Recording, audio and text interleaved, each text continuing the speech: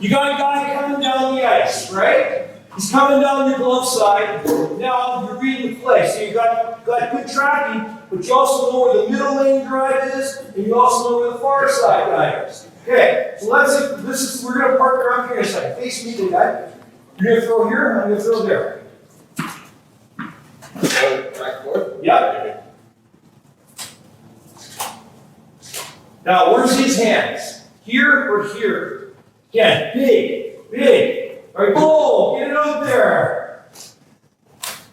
Attaboy. Good. You keep it in that hand. I'm going there. You're going here. Throw it. I'm going. Come on. Well, that's my bad. Okay, so we got that. Remember saw Braden doing the 2-ball.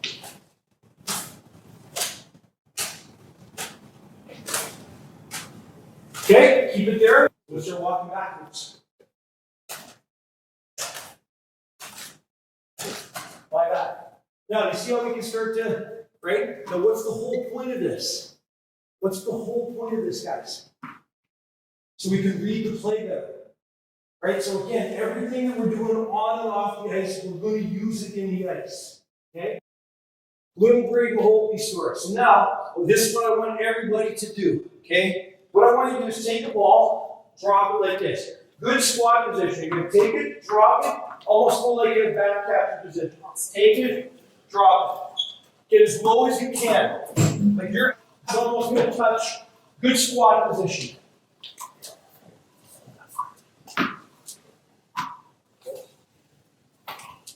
Good. When you've done a few with your blocker, then mix it up with your glove.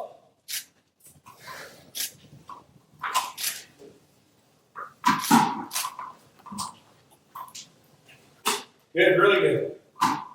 All right. You okay? Yeah. Okay, we got it? Okay. Now, this is my all-time favorite goalie drill. Okay? If I had to pick one. Now, our first year in Saskatoon, our team was bad, really bad. Braden was consistently getting 45, 50 shots a night. Most goalies in the league, what are we getting usually? I was up there too, so. Right, so what do we normally go? 30, 20. About 30, 25 to 30? Okay. So, now what we're going to do, you're going to put your hands on your hips. Okay? I'm going to you're going to partner up here in a second. With your partner, you're going to put the balls at his eye level. You're going to catch it the same way. Okay? Palms down. Palms down. Yeah. Out, hands on the hips. Good. We want 30 consecutive in a row. If you drop, you got to go back to 0. I said to Braden, okay, Braden, you're getting 45 a night. We got to get you where you're doing 50 in a row consecutively. We started at 5:15 at night. I am not making this up. We left Saskatoon. We left Credit Union Center back then at 10:15 at night. He spent 5 hours doing this with me. Okay, you ready? Let's see how we go. Oh, if you can't compete, cheat, eh? That's okay. There we go.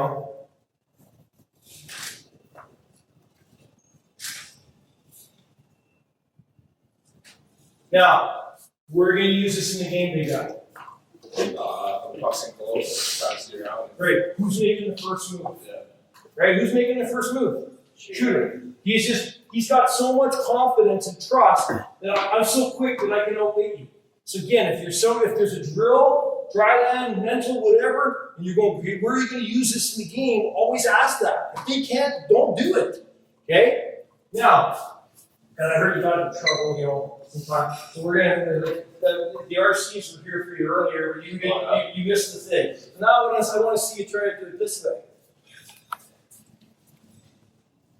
Nice. Good. Nice. Oh boy. Nice.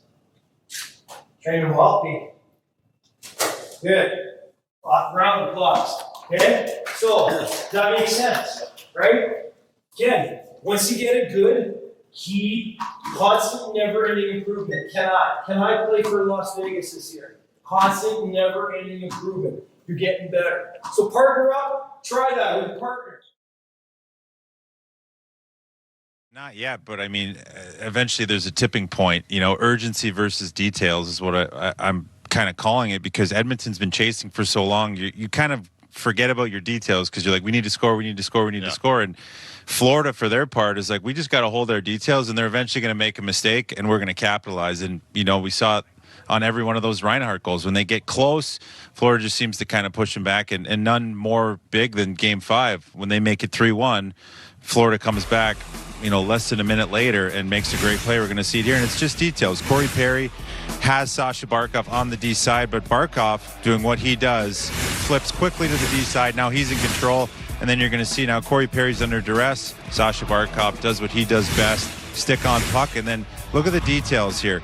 You have your third guy high protecting that odd man rush, and you're able to find Sam Reinhart in the quiet space, because Edmonton's kind of chasing the run around. They're like, we need to break out quick, we need to exit our zone fast, and this just allows Florida, with their good stick and details, to kind of commit these turnovers for them. And you look here, just stick on puck by Barkov. You can't say enough about what Sasha Barkov's done this series, getting the worst and hardest minutes, and just maybe not producing on the score sheet. We've seen the last few games he's gotten on the score sheet, but just creating these turnovers and creating space for his teammates. And Sam Reinhart, who's been the guy to benefit off that, but he knows that he goes into the right space, goes in the detailed areas, the quiet ice. He's going to get those opportunities. And I just think it's a microcosm, that goal, of this series, of just a team that's been chasing from behind in Edmonton, and a team like Florida that's just like, we just got to wait for opportunities and then strike. I love that point that you pointed out when Barkov's in there and how quickly he spins real quick to get on the D side of the puck. And I think when you say that,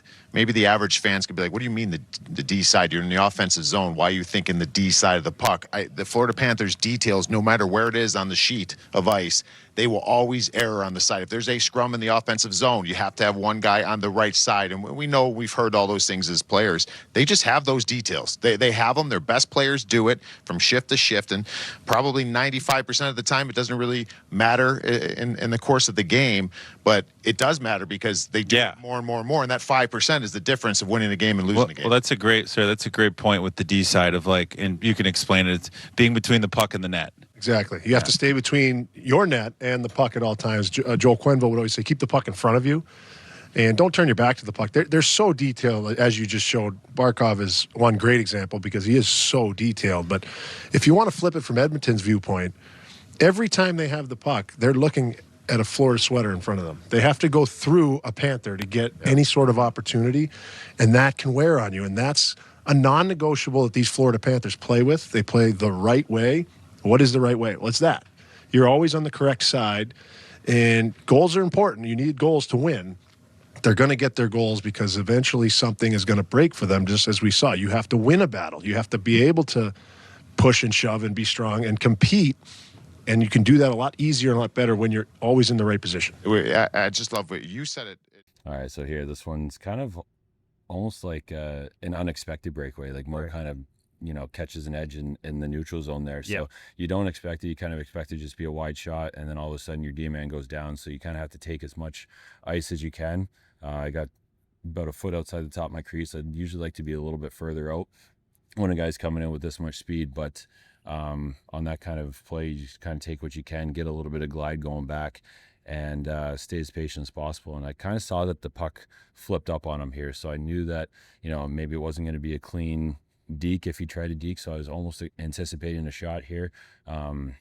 He's coming in at at an angle where he could shoot or pull around me with that much speed, and when he comes in, so he opens up a little bit, and I think that the rolling puck kind of gave me a bit of an advantage here. I knew that he almost had to shoot it if he tried to make a play there.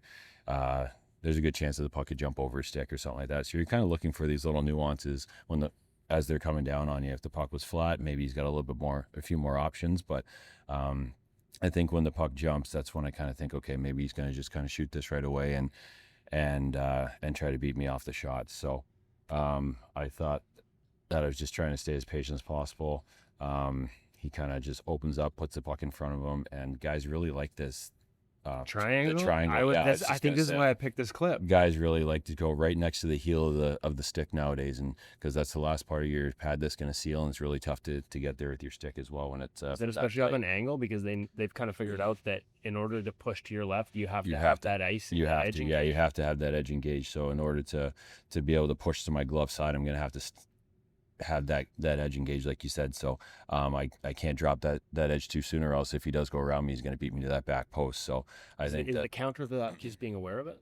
I think so. Yeah. I mean, just knowing that he's got both avenues available to him, and just trying to stay as patient as possible. But once he opens up his stick, that's kind of where I figured that, okay, I'm going to drop here. If he does go around me, then I can grab my edge as quick as I need to. But yeah, I mean, it's a tough play for the goalie with the guy coming in with that much speed, because he can, if he does even just kind of fake that and then go around you with that much speed, he's probably going to beat you to the back post. So it's, get that little glide going, and, again, stay as patient as possible. And when he does open up, just snap those knees closed as quick as possible, because it's coming in so quick. I didn't know this but inside edge high probably helps there. It would in that situation. Lower with that load. Yes, if I did, if I did have to recover, I wouldn't have to lift my knee off the ice as high as I normally would without that inside edge. So you can grab it a little bit quicker and hope that you give yourself a chance on the back door. What kind of info are you looking for as this thing hits the blue line? Yeah, I just like speed of the guys. Obviously you have a middle driver, so I'm aware of that.